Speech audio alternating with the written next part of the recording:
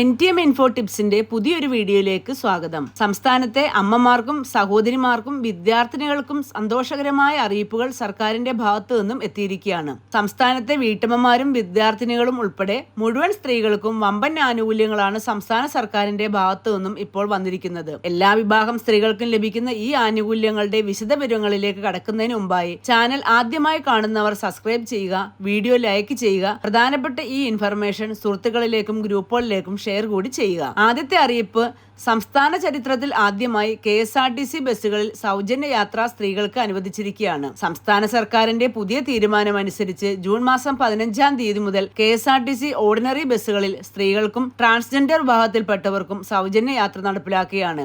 APL BPL വ്യത്യാസമോ പ്രായപരിധിയോ വരുമാന പരിധിയോ കണക്കിലെടുക്കാതെ എല്ലാ സ്ത്രീകൾക്കും ഈ സൗജന്യ KSRTC ബസ്സുകളിലെ യാത്ര ആനുകൂല്യം ലഭിക്കും എന്നതാണ് ഏറ്റവും വലിയ നേട്ടം. പദ്ധതിയുടെ തുടക്കത്തിൽ സൗജന്യ ബസ് യാത്ര പരീക്ഷണാടിസ്ഥാനത്തിലാണ് നടപ്പിലാക്കുന്നത്. ഇതിന്റെ വിജയവും KSRTCയുടെ വരുമാന വർധനവും പരിഗണിച്ചായിരിക്കും സൂപ്പർഫാസ്റ്റ് ഉൾപ്പെടെയുള്ള മറ്റു ബസ്സുകളിലേക്ക് പദ്ധതി വ്യാപിപ്പിക്കുന്ന കാര്യം തീരുമാനിക്കുക. പ്രിയദർശിനി എന്നാണ് KSRTC ബസ്സിൽ സ്ത്രീകൾക്കായുള്ള സൗജന്യ യാത്രാ പദ്ധതിക്ക് സംസ്ഥാന സർക്കാർ പേരിട്ടിരിക്കുന്നത്. തിരിച്ചറിയൽ രേഖകളൊന്നും കാണിക്കേണ്ടതില്ല. സ്ത്രീകൾക്ക് 0 ടിക്കറ്റുകൾ ആയിരിക്കും നൽകുക.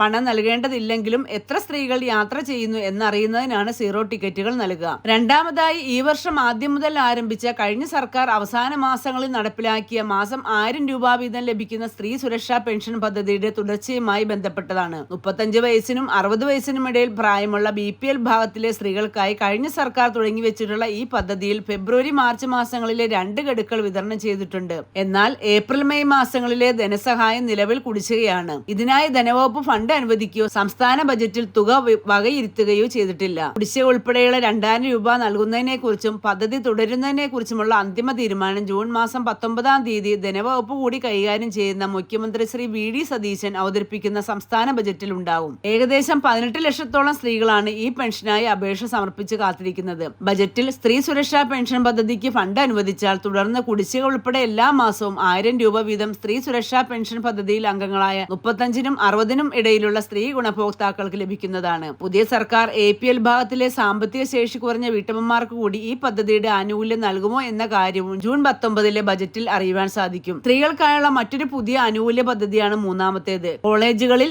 റെഗുലർ മോഡിൽ ഡിഗ്രി അല്ലെങ്കിൽ മറ്റു കോഴ്സുകൾ പഠിക്കുന്ന വിദ്യാർത്ഥിനികൾക്ക് പ്രതിമാസം 1000 രൂപ വീതം നൽകുന്ന ഒരു പദ്ധതിയാണ് ഈ മാസം അവതരിപ്പിക്കുന്ന ബജറ്റിലൂടെ സംസ്ഥാനത്ത് നടപ്പിലാക്കുന്നത്. ഇതിനായുള്ള കൃത്യമായ റിപ്പോർട്ടുകൾ ഉദ്യോഗസ്ഥർ തയ്യാറാക്കി വരികയാണ്. ഈ പദ്ധതികളെല്ലാം ബജറ്റ് അവതരിപ്പിക്കുന്ന ജൂൺ മാസത്തിൽ തന്നെ പ്രാബല്യത്തിൽ വരുന്ന രീതിയിലാണ് നടപടികൾ പുരോഗമിക്കുന്നത്. ഇതിന്റെ ഔദ്യോഗികമായ അറിയിപ്പുകൾ എത്തുന്ന മുറയ്ക്ക് ചാനലിലൂടെ നിങ്ങളെ കൃത്യമായി അറിയിക്കുന്നതാണ്. എല്ലാവിധ കേന്ദ്ര സംസ്ഥാന സർക്കാർ ക്ഷേമ പദ്ധതി അറിയിപ്പുകളുടെയും പുതിയ അപ്ഡേറ്റുകൾ ലഭിക്കുന്നതിനായി ചാനൽ സബ്സ്ക്രൈബ് ചെയ്ത് ഉപയോഗിക്കുക. മറ്റൊരു വീഡിയോയുമായി വീണ്ടും കാണാം.